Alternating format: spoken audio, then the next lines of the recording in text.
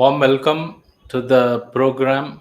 Today, we are going to have one more important question. If you see how this question was formed, is from Google. When I search what are the most popular interview question, especially in supply chain, you will find this type of question is most wanted and frequently asked. So let us go to the question today. Let me share the file. Today's session is 131. If you would like to see our previous session, you can visit our YouTube channel where you can find all the previous version. Now, this question the way it is asked looks very simple, but it could be tricky, and most probably it can also decide your fate of getting the job or no. So the question is, tell me about most challenging moment in supply chain role. How how did you resolve? Maybe a spelling mistake is there. How did you resolve? Here, you may put a nail in your coffin if you are using wrong things. This you need a preparation. Need not be you have taken up the challenge and solved or resolved 100%, but you should be in a position to at least tell the methodology what you have used to solve by studying that. If you have come across really in your career, it's fine, but it should be significant. Significant means it should have impact on customer service or cost or lead time or quality. And how did you resolve? And in any case, you should also know what not to tell before we tell what you are going to use it. And in this session, I am going to give some sample idea about this challenging moment, and possibly how we can resolve this we can do in other sessions, because that will take time, and some of that already I have dealt in my previous session. Now let us only find out what kind of challenges you can tell, and what you cannot tell. Coming to the first negative thing, you cannot simply say no top management involvement. It presents you in a very negative picture. Though this may be a case in most of the organization, they only expect the result, but they may not come and support. But you are not supposed to say this. Next one is no support from other function. Other function for supply chain could be marketing or production or even procurement. Their priority will be different. You may be crying, but they are not just bothered.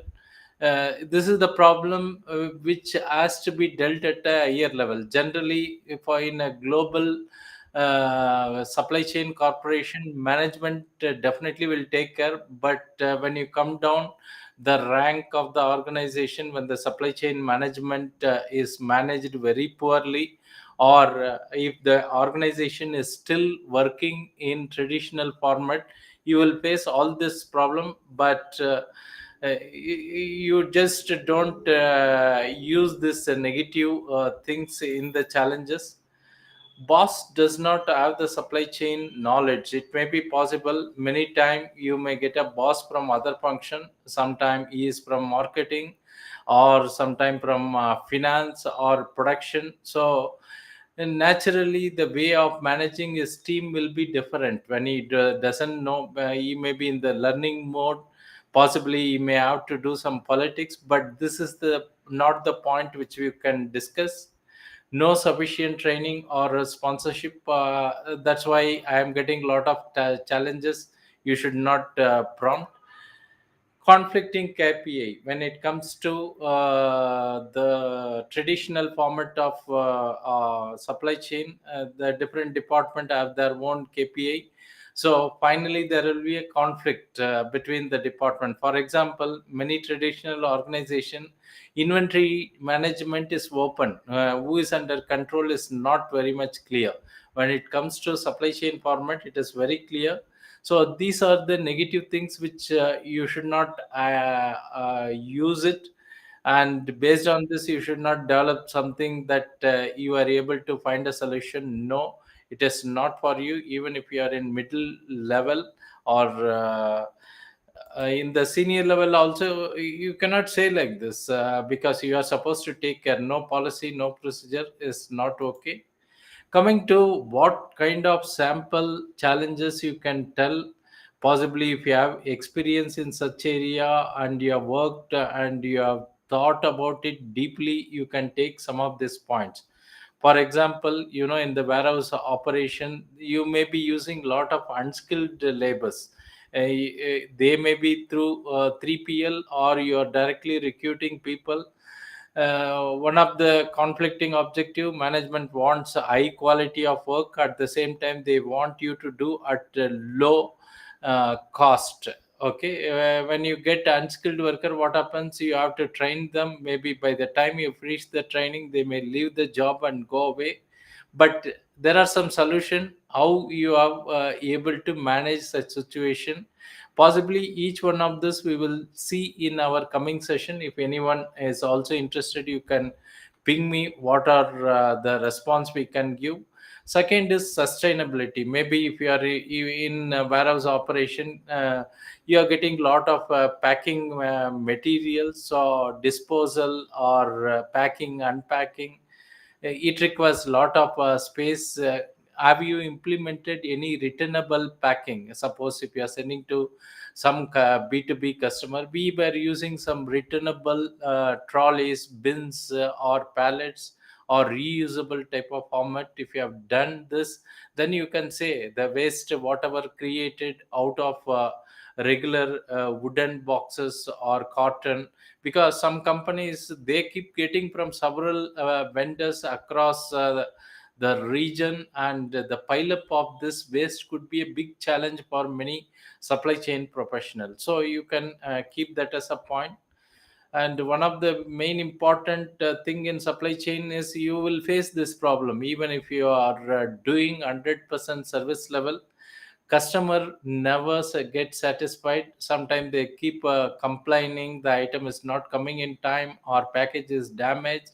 So this could be one of the valid point. If you have 10 or 15 customer complaints, you can pick out some few, and you can come out with a solution how you have solved practically if you have done. Or you can also partially involved how you have analyzed by using some root cause analysis, and what Pocoyoke measures you have used, you can inform. Then we also face in logistic and supply chain unfortunate delays. The item committed by the supplier by a particular date not coming. Even if the item is coming, there is a transport issue or labor issue, customs issue. So such kind of a thing, how you are managing can be a challenge. Okay, so this is one point. Next is many organizations are going with the digitization projects. Maybe this may include introducing barcode or RFID in the receiving or in warehouse operation, or even introducing supply chain analytics in material planning or demand management could be there. And if you have taken a special initiative where you were able to introduce some of this digitization project and able to solve the problem, finally you have to connect it to the challenge, what challenge you have faced, and how you are able to attack that. Poor physical inventory accuracy is one of the problem for major organizations, because whenever you do planning, material planning using the ERP, it assumes that whatever figure is available in the ERP is valid. If it says 100 numbers, the physical stock should also be 100 number. But this cannot be the case for most of the organization.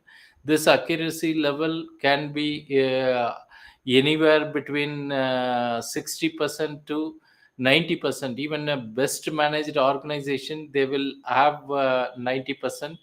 If they have more than 50,000 or 1 lakh SKU, or if they have a better digitization, for example using a data capture device like RFID or the barcode, the accuracy level may be better. That's where you can see a lot of automation taking place in e-commerce platform, and the error rate is less, and also the picking method all are different. But in traditional organization, you face this problem, and many times nobody believes the stock available as per the system. If you have taken any initiative, you can explain. Next one challenge could be inflexible ERP, means where ERP is installed based on the standard process. Maybe your specific condition could be different, so you are not in a position to make any major changes. ERP is supposed to be used as it is. If you are trying to make any customization, it is going to be expensive. In such situation, how you have handled this challenge can be a question. Frequent demand changes, okay, this is faced by almost all organization. We Because the market is not stable, any you take any product, it's going to affect at all places, starting from forecasting, inventory management, customer service level. Maybe this question is relevant if you are in planning function, material or supply planning, you are running MRP, MPS, and how you are able to cope up. Specifically here I am expecting an answer related to safety stock. You should specifically say we are using scientific methods of calculating safety stock and managing this complex regulation, especially if you are in logistics sector. You may have to face a lot of issues when you are custom clearing the duty rate or HS codes, or dealing with customs people. You should be also knowledgeable with various rules and regulation. Possibly if you are working in EOU or some economic special zones, there are a lot of compliances required, and that could be the problem. The risk management is one of the topic. So if you are saying there are so many problems, you can also provide solution in terms of risk management. If you have seen the previous 8 or 9 problem or the challenges, the solution could be risk management. If there is unforeseen delays, what is the risk management you have put in place so that you have solved that problem? Or if you say poor physical inventory accuracy, how what kind of a risk management you are putting in place so that you can solve. So these are some of the ideas, which one to use, which one not to use, especially the first set of items on the left side. You should not use them, whereas on the right side, of course you should have some knowledge, experience, not need not be 100%, but you should know if there are any cross question. For example, if you say I have provided some risk management technique, you should be in a position to explain. If there is any questions, you are always welcome to connect with me, or even type in LinkedIn comments or YouTube chat. I'll be able to comment or respond.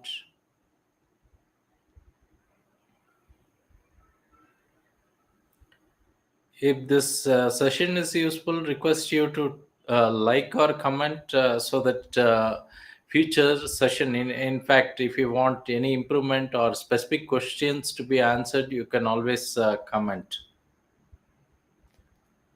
Thanks for watching. Have a nice day or evening. Bye.